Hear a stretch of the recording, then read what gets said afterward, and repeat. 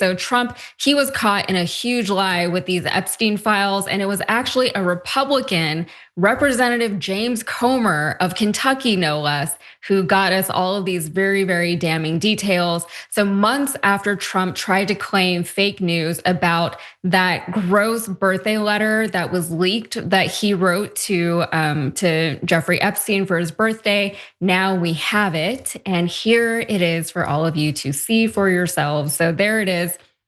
It is a very badly drawn silhouette of what is, I presume it's supposed to be a woman. I have some questions about the proportions there.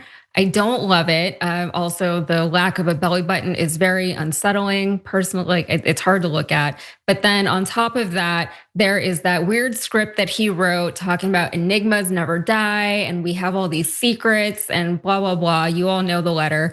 And then there at the bottom, you can see very, very clearly it's signed Donald J. Trump. And that there's his signature. It's just Donald, just the first name, because it's a little bit more casual because they're friends. So just signed Donald. So members of Trump's team are inevitably going to say that this is fake. They already are, spoiler alert. And also people on Twitter or X, they're also saying this is obviously fake. Everyone should sue the Wall Street Journal. But let's keep in mind how we obtain this. So this is reporting from the Wall Street Journal. It says lawyers for the co-executors of Epstein's estate turned over a copy of the birthday book on Monday in response to a subpoena from Representative James Comer from Kentucky, the chair of the House Oversight Committee. So the letter came directly from Epstein's estate. And as I said, Comer is a Republican. We all know that. He's not a very good Republican, but he did do this.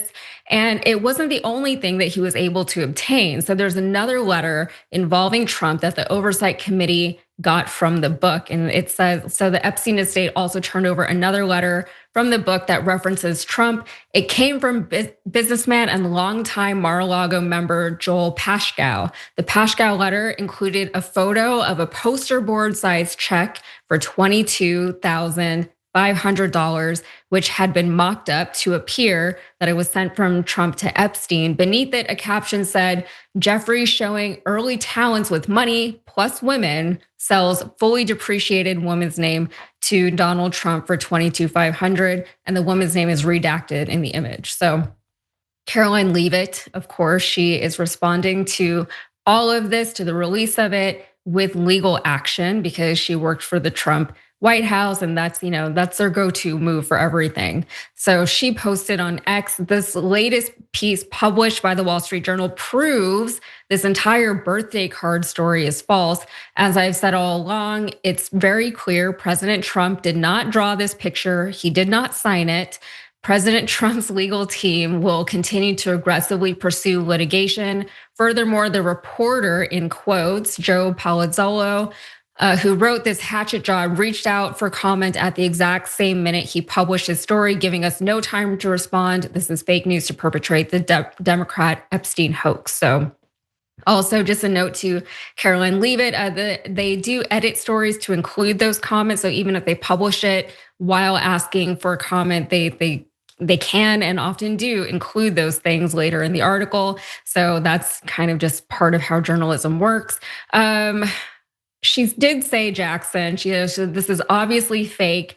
He clearly didn't sign it. He didn't draw this picture. I don't know what's so clear about it because it obviously is his signature. We're used to seeing that weird, very like spiky staccato signature that he scrawls over everything. It is his signature, as I said, right? And it's right now all over X. We're seeing people like post all these different images of his signature and comparing it to the one that we're seeing on the birthday card. And it's so much. It's too much. Like it's the definition of doing way, way, way too much. And if you're having to go to these extensive lengths to prove that Donald Trump was not implicated in his relationship with Epstein in general, but specifically in this book, you're doing too much, right? You shouldn't have to go to these lengths. And so I guess what they're trying to say is that this was like a complete forgery, that somebody went out of their way to forge Donald Trump's signature and to do this whole thing, to write this thing, this weird sketch play and draw the picture, all of it.